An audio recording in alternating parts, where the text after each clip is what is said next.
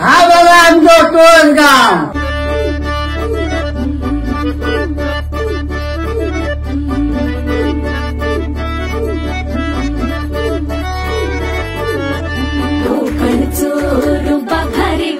कोकणचो बाई तोरो भारी दिसते भारी गणपतीची स्वारी आला धादिस मामाच्या घरी.